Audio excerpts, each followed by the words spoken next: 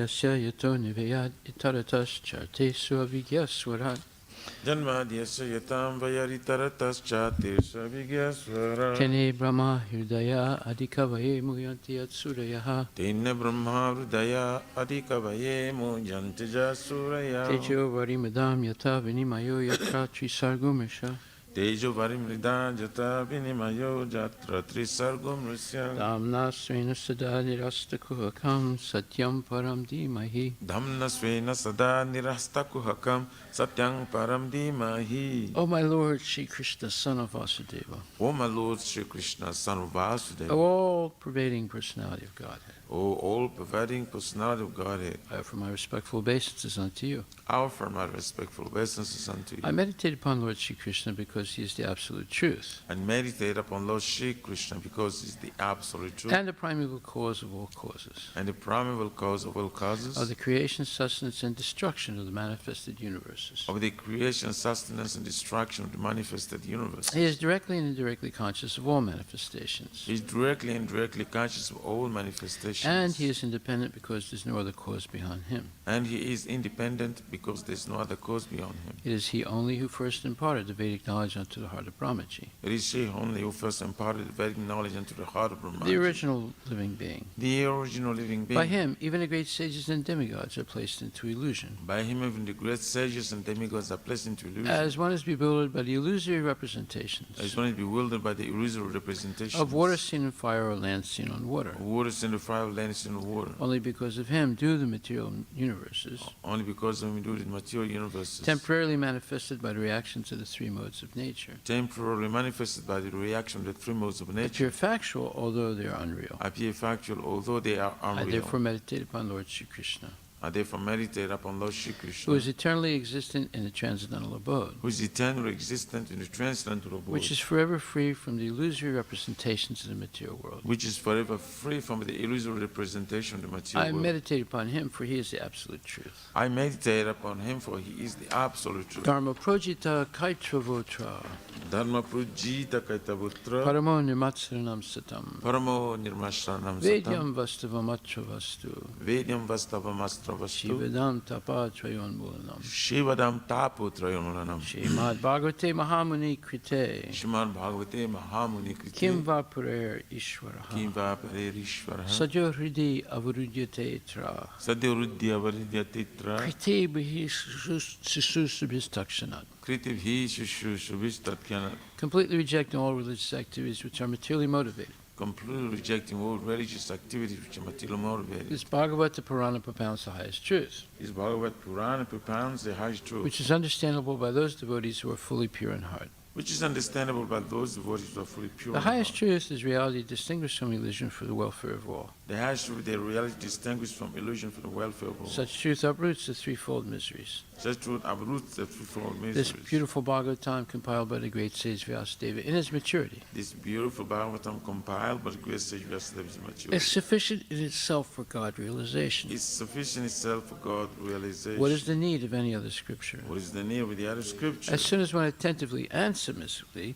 hears the message of Bhagavatam. As soon as one attentively and submissively hears the message of Bhagavatam. By this culture of knowledge. By this culture of knowledge. The Supreme Lord is established within his heart. The Supreme Lord is Nigama kalpataror galitam phalam. Nigama kalpataror galitam phalam. Sukamukad amrita dravya samyutam. Sukamukhad amrita dravya samyutam. Pibata Bhagavatam rasam alayam. Pibata Bhagavatam rasam alayam. Muhur aho rasika bhuvibhavukaha. Muhur aho rasika bhuvibhavukaha. O expert and thoughtful men, relish Srimad Bhagavatam. O expert and thoughtful men, relish Srimad Bhagavatam. The mature fruit of the desired tree of Vedic literatures. The mature fruit of the desired tree of the Vedic. It emanated from the lips of Sri Sukadeva Goswami. It emanated from the lips of Sri Sukadeva Goswami. Therefore, this fruit has become even more tasteful. Therefore, this fruit has become even more tasteful. Although its nectarian juice was already relishable for all. Although its nectarian juice was already relishable for all. Including liberated souls. Including liberated souls. Shinvatam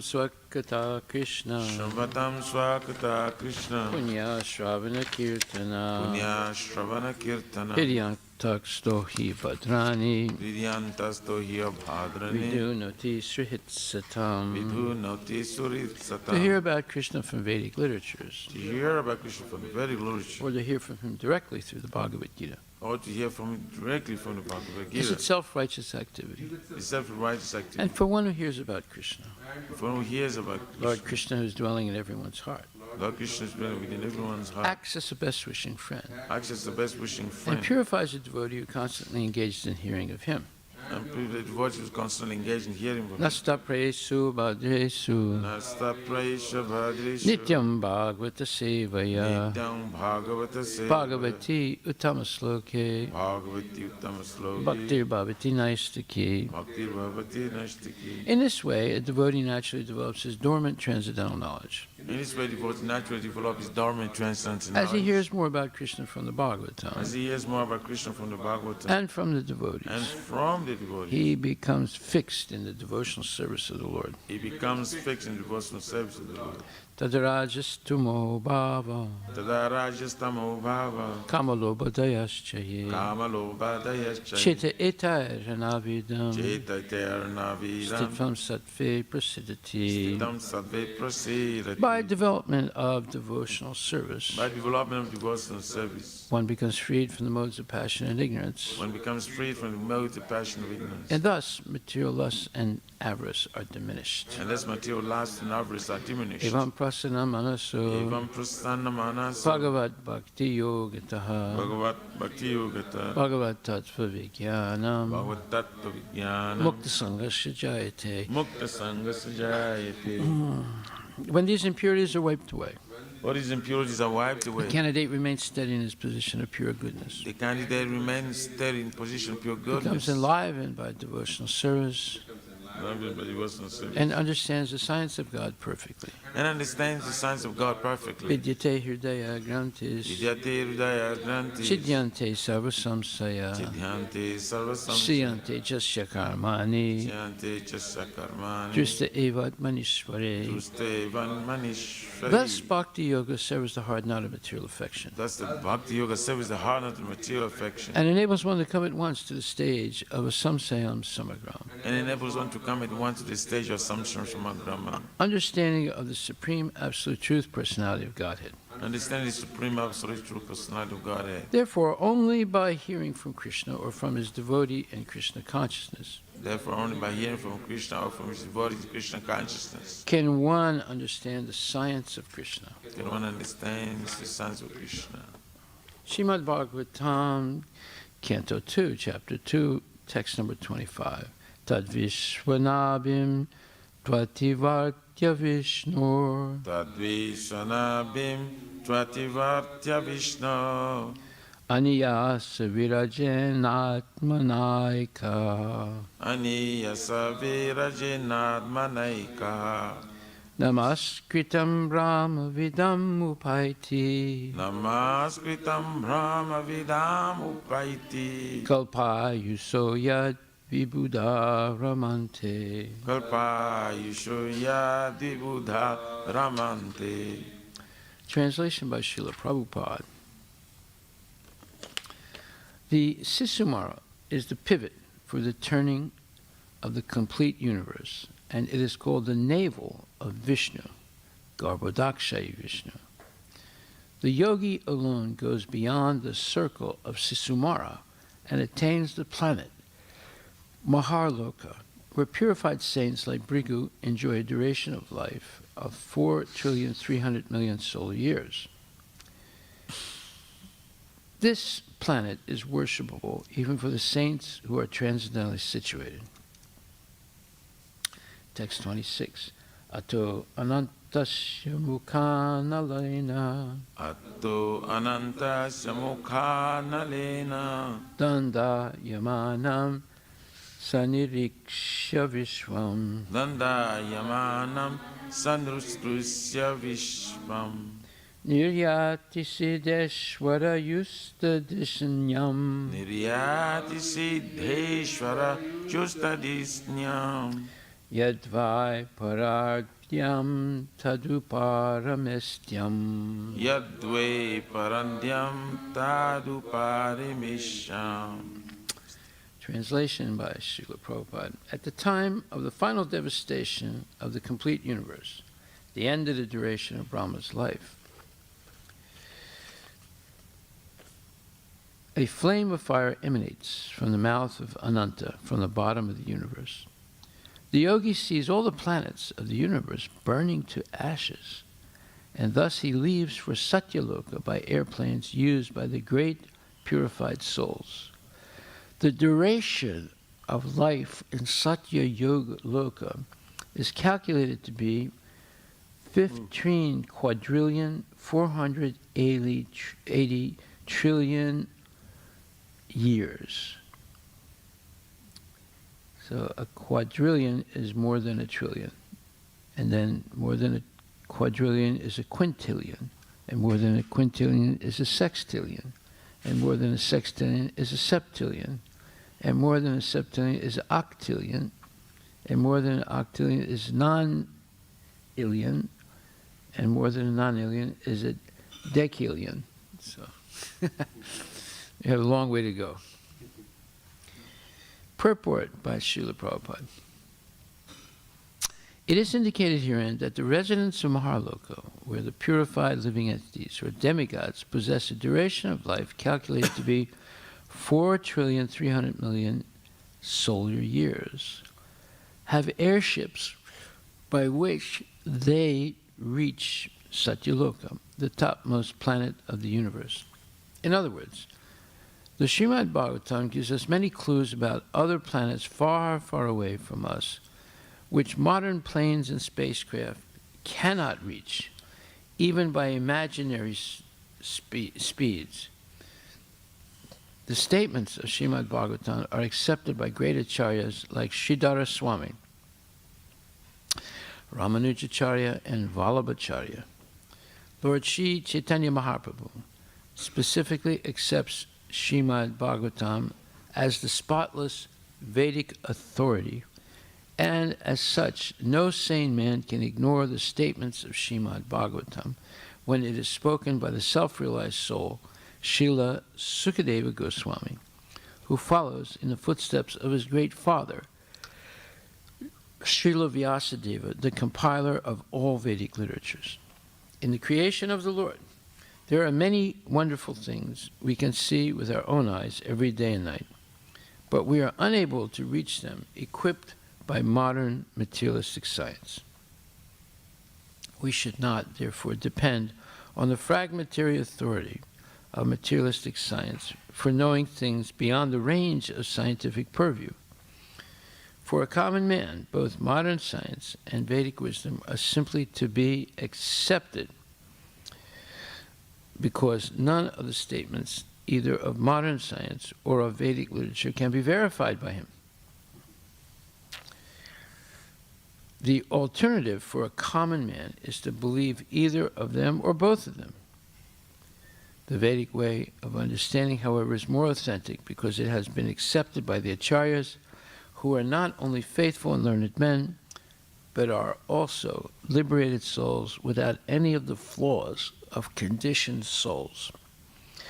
The modern scientists, however, are conditioned souls liable to so many errors and mistakes.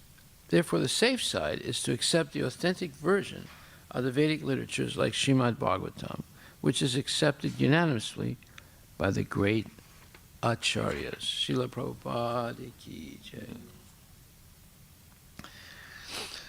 This is a very interesting point that Prabhupada makes. He said, we should not, therefore, depend on the fragmentary authority of the materialistic science for knowing things beyond the range of scientific purview. For a common man, both modern science and Vedic wisdom are simply to be accepted because none of the statements, either of modern science or of Vedic literature, can be verified by him. Now, this is a really important point. And it all boils down to who you're going to believe. You're going to believe Sukadeva Goswami and Srila Vyasadeva, or you're going to believe these modern scientists, most of them smoke, drink, philander, and engage in all kinds of sinful activities. So we should obviously accept our acharyas.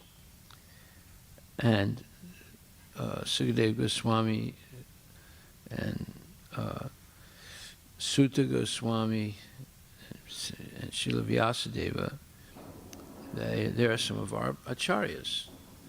And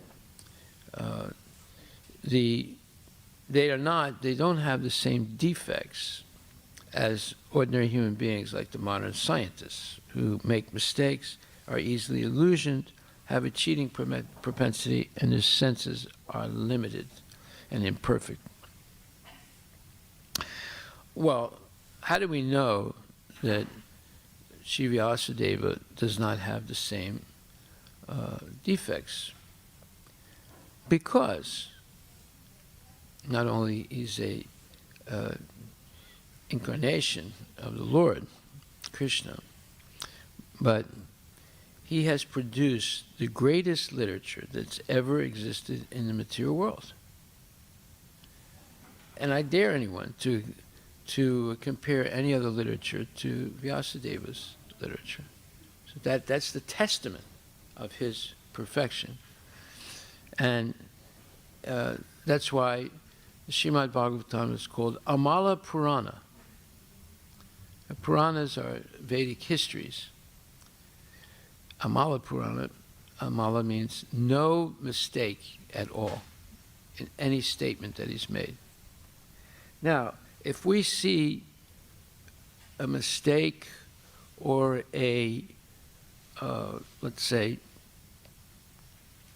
inconsistency from one part of the Bhagavatam to another, that is only due to our imperfect reading. Otherwise, everything Vyasadeva has written is very tight, very cohesive, and very progressive. In other words, this progressive development of knowledge of Krishna, of creation, of the jiva, of time, and of man's duty in life. So this is extremely important to understand. Otherwise, this is not just an ordinary book. There's so many books. You go to Barnes & Noble, you go to Amazon, you go to all these different bookstores, and you'll be overwhelmed by the number of books. You know, you say, oh, I should read that one, and I should read this one also. And so, well, you're never going to read hardly any of them, right? But, and they're all, most of them are just full of speculations. However, like, for example, all the people, all the so-called pundits, I call them nundits. They're not really pundits. But anyway, they write these books, you know, every election cycle, you know. Trump is a failure. You know, Bush is an idiot. You know, they write all these books, right? You know, Biden is going to fail. And they're supposed to be pundits, you know, telling you, you know, what is probably going to happen in the future, and they give their own analysis of the past, and they keep abreast of the present so they can write more books in the future, right? And those books become outdated right away, right? As soon as they're published, they're outdated because or they can make predictions, maybe some of the predictions, you know, Trump is going to win. Okay, that's a prediction. Or Biden is going to win. That's a prediction, right? So after the election is over, the one that wrote the book, Trump is going to win, everyone forgets about that one. And the one that wrote the book, Biden is going to win, they think, oh, he's the new pundit, right? And then the next cycle, when there's other people for election, the one that said Biden is going to win, he gets the next one wrong. So this is all speculation. And when you have two people running for one position, well, you have a 50-50 chance of getting the right answer in the future, right? So, or you could write two books, one that Trump is going to win and the other one that Biden is going to win, and hope that people forget the one that lost, right? So that way you can say, he predicted the past, because he wrote 2 books. So they all play tricks. They all have their little games that they're playing in order to be, and no one's going to double check, too busy. Everyone's too busy, too wrapped up in paying taxes and running around trying to make money and trying to have sense gratification at the same time.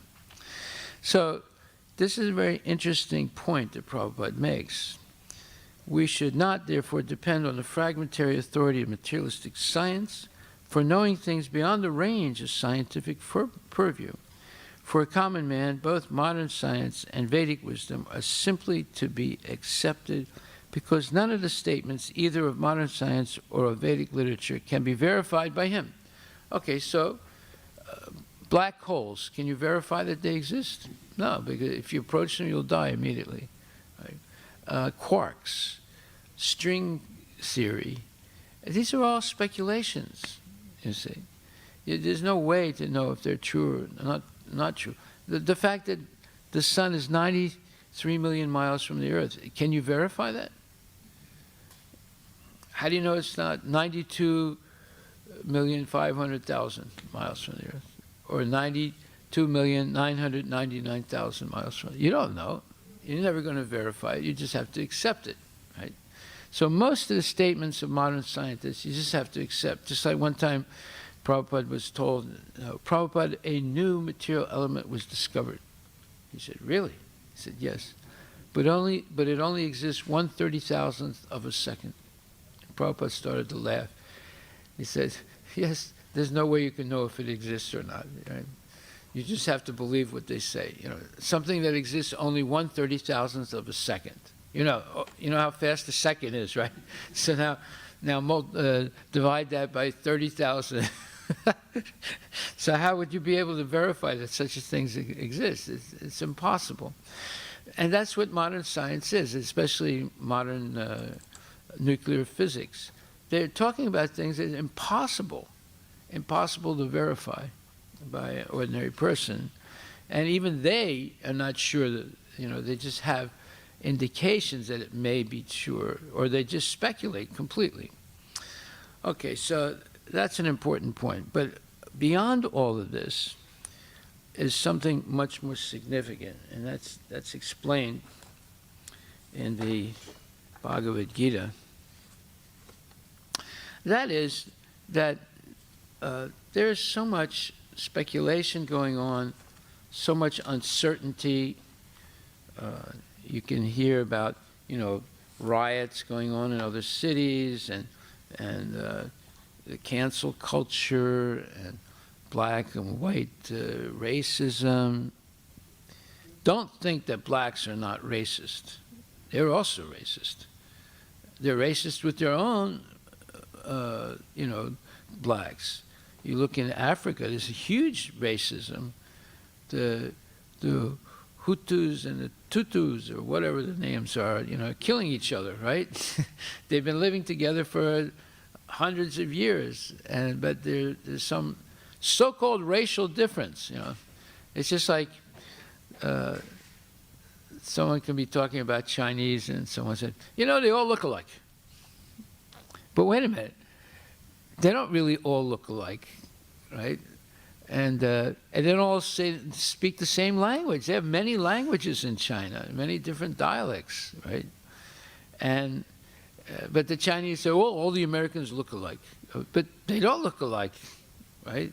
There's tremendous difference. Or all Indians are the same. No way. And there's a lot of infighting amongst Indians based on race and caste and so forth, right? So you see this big, having a big brush, you go like this, they're all the same. They're not the same. And there's racism between them also, between the blacks, between the Indians, between the Chinese, and so forth. So there's no such, as long as people are forgetful of Krishna, there are going to be problems within the same race, within the same ethnicity, within the same country, and so forth. Look what's happening in Israel right now. There's tremendous infighting going on. So whenever there's not a war, and a common enemy, then people start fighting with each other because they're all karmis. They all have material desires. They all are sense gratifications. They're all breaking religious principles. So when we talk about that, the question arises, what can we do about it? Well,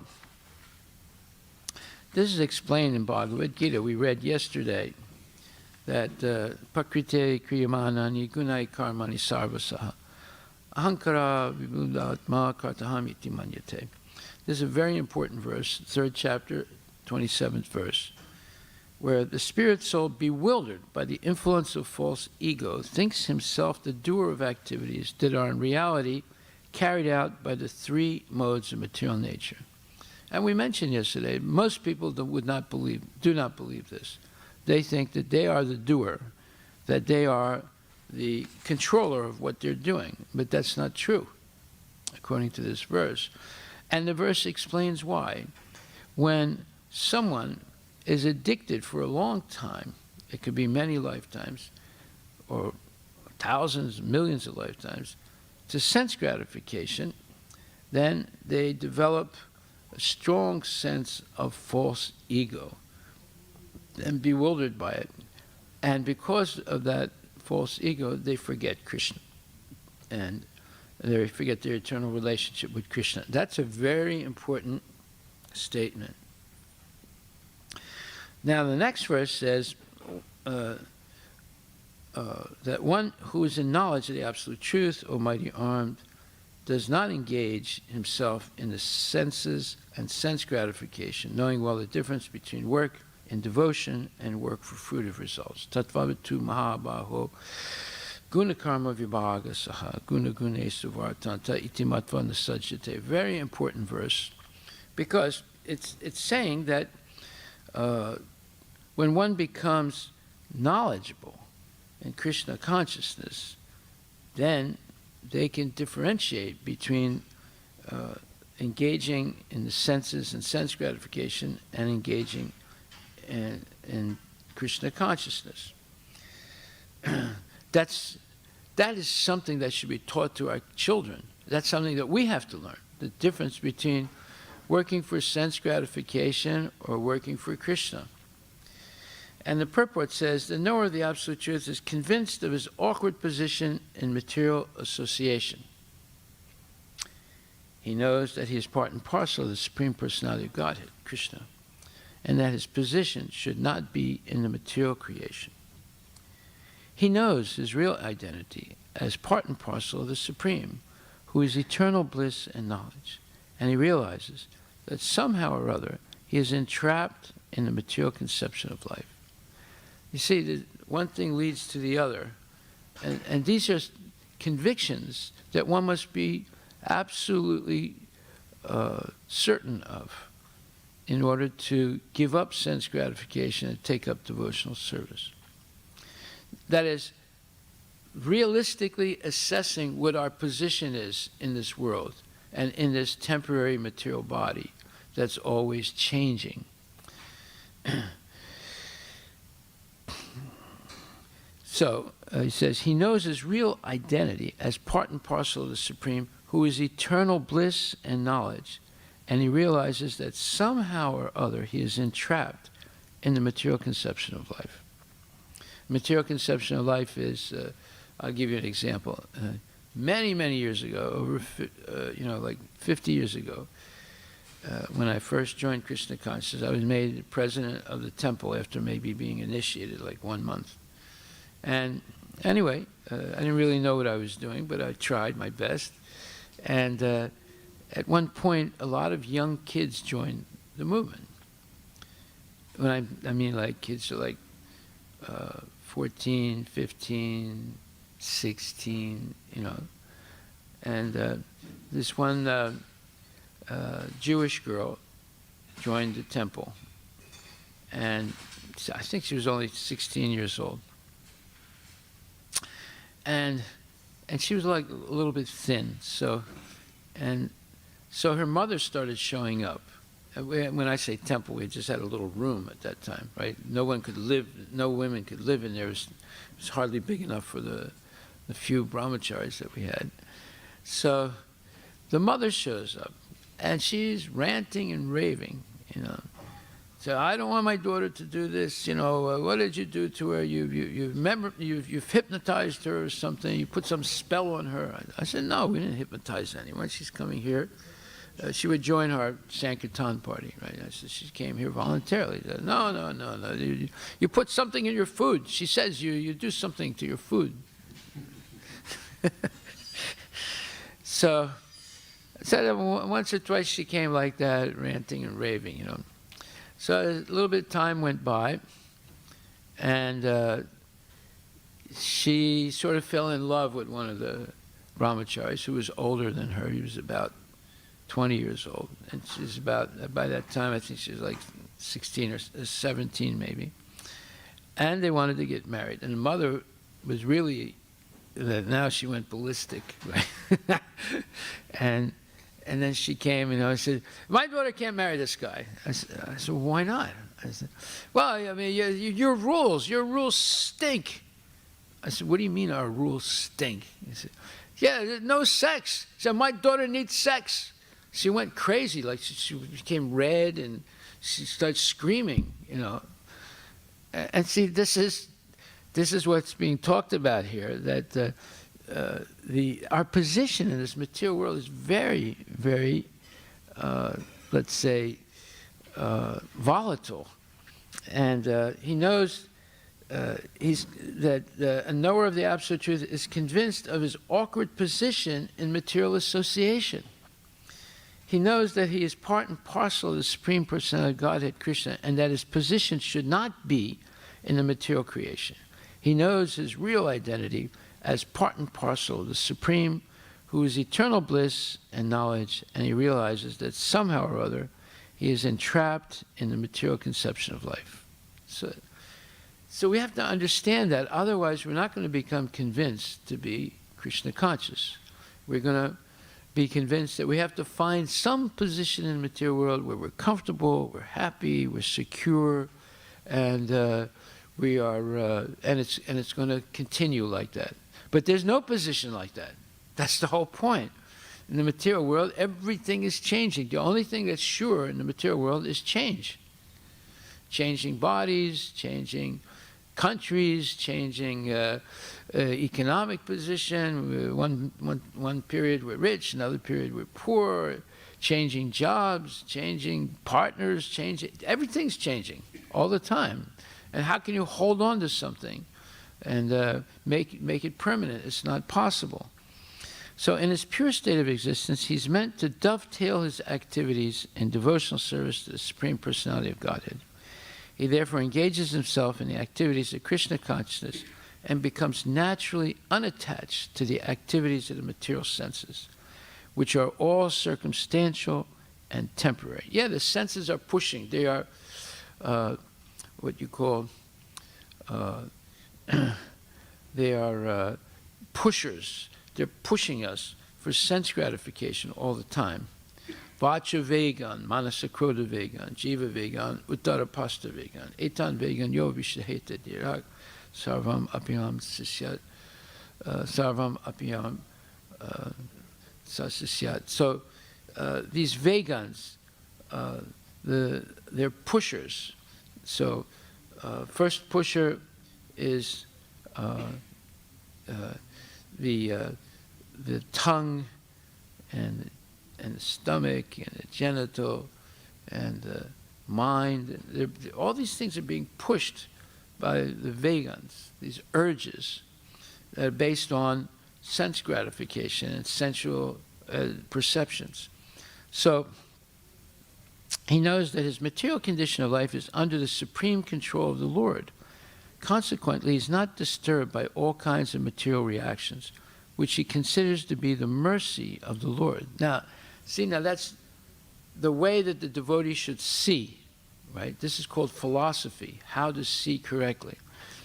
So let's say you're married, and one day your your wife or your husband screams at you. Now, how should you see that scream, or says something very hurtful? So how should you see that? Well, one way to say it is you're insulted, and you're angry, and you want to get revenge. That's one way of seeing it. The other way of seeing it, oh, they're being merciful to me today, because I've made a vow that every time I am insulted, or my mother is insulted, or my father, or my family, or my race, or whatever, I will chant more rounds that day. So this person who's insulting me is actually my guru. They're inspiring me to chant more Hare Krishna and control my mind and senses. So that's another way of seeing it, right? So the one way, you get angry, you get vengeful, you want to kill someone. And the other way, you're happy inside. You don't show it, of course, because the other person will probably get madder. But you're happy because they're inspiring you to chant more. So therefore, philosophy, the real meaning of philosophy is how you see things. Are you going to see things in a negative way, or are you going to see things in a positive way? Well, the reason why we should see everything that happens to us in a positive way is in this statement here. He knows that his material condition of life is under the supreme control of the Lord. The Lord is the supreme controller. Nothing moves, nothing happens without the will of the Lord, not even a blade of grass. So when you're convinced of that, consequently, he is not disturbed by all kinds of material reactions, which he considers to be the mercy of the Lord. So, good things or bad things you should see, or we should see, as the mercy of the Lord, because he's the supreme controller. Nothing can happen. Not even a blade of grass can move without his sanction. According to Srimad Bhagvatam, one who knows the absolute truth in three different features, namely Brahman, Paramatma, and the Supreme Personality of Godhead, is called Tattvavit. One who knows the Tattva, or the knower of the absolute truth. For he knows also his own factual position and relationship with the Supreme. Okay, so now we get to the real gist of the issue. What is our real position? Who are we really? And what is our real position? This is explained in the next verse. Prakrite guna samudha sajante guna karmasu. Tan akrishna vido mandan krishna vin na vichalyate. Bewildered by the modes of material nature, the ignorant fully engage themselves in material activities and become attached. But the wise should not unsettle them, although these duties are inferior due to the performer's lack of knowledge. Now, this describes almost everybody. Everyone's attached to something material, right? And they're working hard for maintaining it. Maintaining it is a problem. Things break down, just like our engine for our food truck went back to Godhead, you know. So we got to get another engine, right? We got it, but now we have to wait till the engine mechanic, expert engine mechanic, can repair it, because he's repairing other engines right now. So you see, maintaining things is a big problem. That's why creation is given to Brahma, the destruction is given to Shiva, but the maintenance is given to Vishnu. That's the hardest part, maintaining the material world. Imagine, we can't even maintain one truck, right? And Vishnu is maintaining the whole material creation, right? And that's why there's many Vishnus, because there's many material creations. And there's hundreds and millions and billions of Vishnus, you know, and there's three of them in every material universe, and there's millions and millions of universes, right? So just imagine how many Vishnus there are. Okay, so, and this purport is very important because it says, people who are unknowledgeable falsely identify with gross material consciousness and are full of material designations.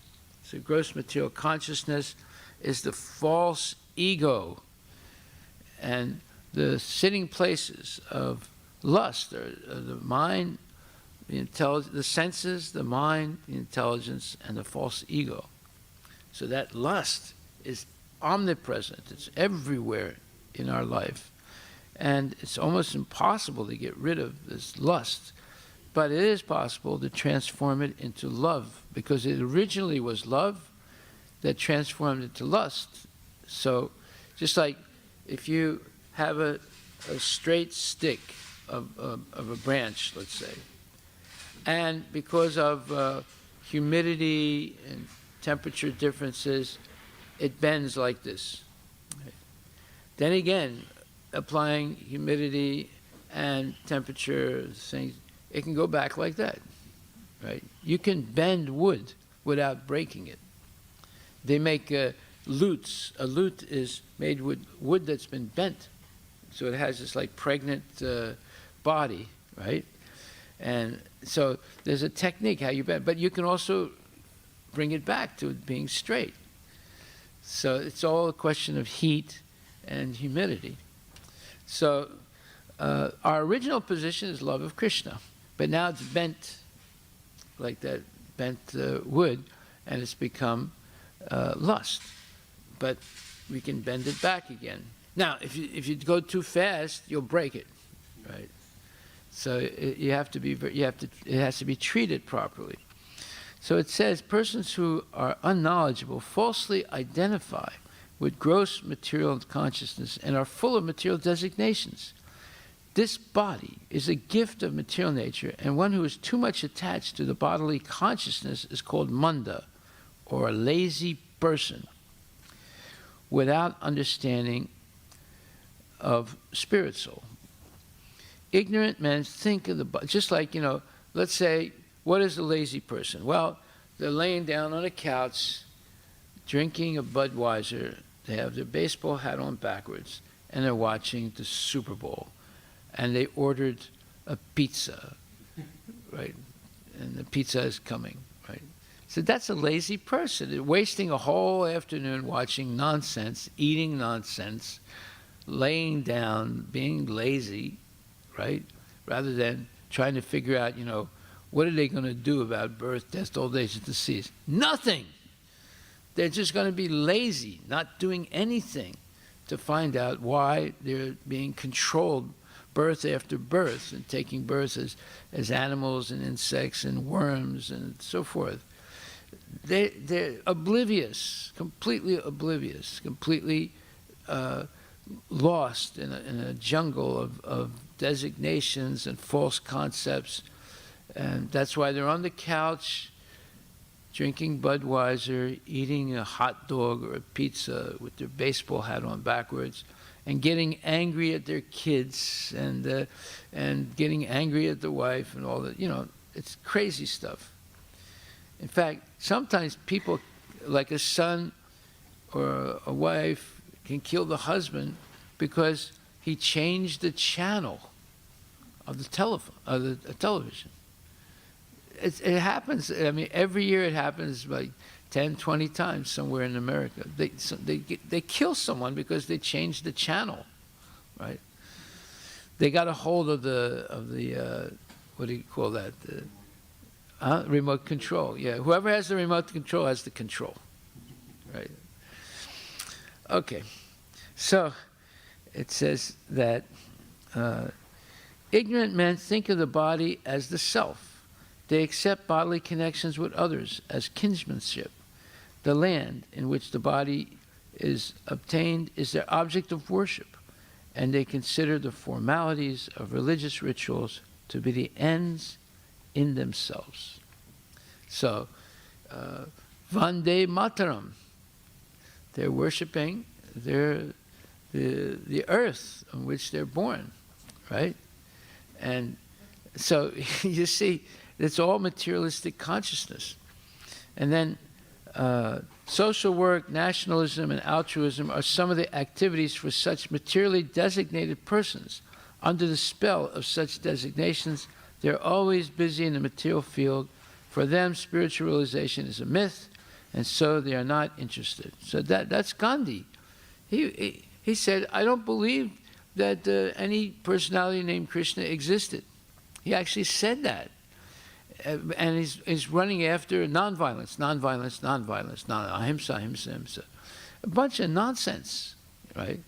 It sounds good, but what he actually did was no good, and it ended up no good. It ended up in destruction. 1 million people died because of his wavering. So, under the spell of such designations, they're always busy in the material field. For them, spiritual realization is a myth, and so they are not interested. Those who are enlightened in spiritual life, however, should not try to agitate such materially engrossed persons. Better to prosecute one's own spiritual activities silently. Wow, what a statement. So, yeah, some people are forced to do that. I know many families in which either the wife or the husband is not allowed to chant Hare Krishna in the house. And they're not allowed to chant Hare Krishna anywhere. So if the wife or the husband finds out they're chanting Hare Krishna outside while they're taking a walk or jogging, they get really upset. So the person has to live a double life, secret life of chanting and the rest of the time pretending to be, a normal karmi in their own house, right? So that happens a lot. It happens a lot more than you might think. So, such bewildered persons may be engaged in such primary moral principles of life as nonviolence and similar materially benevolent work. Men who are ignorant cannot appreciate activities in Krishna consciousness, and therefore Lord Krishna advises us not to disturb them and simply waste valuable time. But the devotees of the Lord are more kind than the Lord because they understand the purpose of the Lord. Consequently, they undertake all kinds of risks, even to the point of approaching ignorant men to try to engage them in the acts of Krishna consciousness, which are absolutely necessary for the human being. So that's the position of a preacher in Krishna consciousness. They're more kind than the Lord because they know what the purpose of the Lord is. Now, I'm going to read something that's extremely interesting. It's the first canto, 7th chapter, 40th verse. And it says, Sutta Goswami said, although Krishna, who was examining Arjuna in religion, encouraged Arjuna to kill the son of Dronacharya, Arjuna, a great soul, did not like the idea of killing him, although Aswatthama was a heinous murderer of Arjuna's family members. So, Krishna is examining Arjuna in religion. What does that mean? Well, Prabhupada explains in the purport. He says, Arjuna was a great soul undoubtedly, which is proved here also. He is encouraged herein personally by the Lord to kill the son of Drona. But Arjuna considers that the son of his great teacher should be spared, for he happens to be the son of Dronacharya, even though he is an unworthy son, having done all sorts of heinous acts. Heinous means horrible, evil acts, like killing Arjuna's 5 sons, the Pandava's 5 sons. Having done all sorts of heinous acts whimsically for no one's benefit. Now here comes the point. Lord Sri Krishna encouraged Arjuna outwardly just to test Arjuna's sense of duty. It is not that Arjuna was incomplete in the sense of his duty, nor was Lord Krishna unaware of Arjuna's sense of duty. But Lord Sri Krishna put to test many of his pure devotees just to magnify the sense of duty. The gopis were put into such tests as well. Prahlad Maharaj also was put to such a test. All pure devotees come out successful in the respective tests by the Lord. This is a huge statement by Prabhupada. Huge, huge statement. See, and this is, all of us were going to experience this, whether we like it or not. They were all going to be put to a test to see what our sense of duty, at what level our sense of duty is. Right? And duty means what you have to do, even if you like it or you don't like it. Right? And Why? Because Krishna wants to magnify the sense of duty. In other words, the tests are going to get harder and harder as we go along. But devotees, pure devotees, come out successful in the respective tests by the Lord. So there's not only going to be one test, there are going to be many, many tests, and they're going to get harder and harder in our spiritual life. This is something we should realize. And when the test happens, we should not be devastated by it. We should be happy because it's going to test our sense of duty and magnify it. So we'll stop right there today. There's a lot more I'm going to say tomorrow about this. Are there any questions?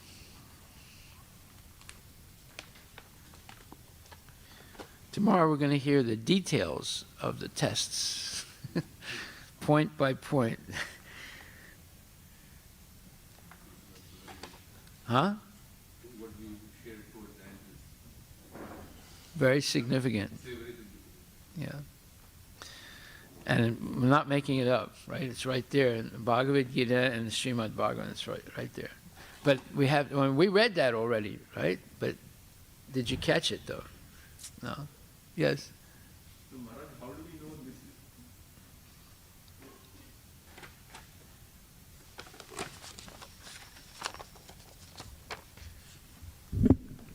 is? Hare Krishna, Guru Maharaj. Yes.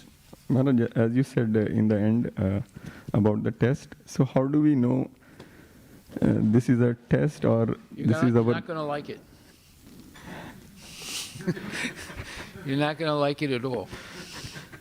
Okay. You're going to say, why is this happening? I thought everything was going to be just rosy, but this is terrible. This is like, it's never happened to me before, you know, and why is this happening? Because our sense of duty is being tested. And it's in order to magnify it, in other words, to be able to go from something that's a little bit bothersome to something that's immensely bothersome, something that never would have tolerated before. Like the Battle of Kurukshetra. Imagine what a test that is. We have to kill your own family members, right? Your relatives, closest relatives. Fortunately, we're not going to be put to that test, right? But imagine Arjuna was put to an impossible test, to kill his own family member, to kill his guru, to kill the grandsire of the entire Kuru dynasty. You see? So you're not going to like it. Then you should be happy. You said, oh, Krishna is pushing me. He wants me to go advance spiritually. Yes? Is there a question? A more modern, less extreme version of a test you can use to explain it? Someone was curious about the tests on Facebook. It's curious about what?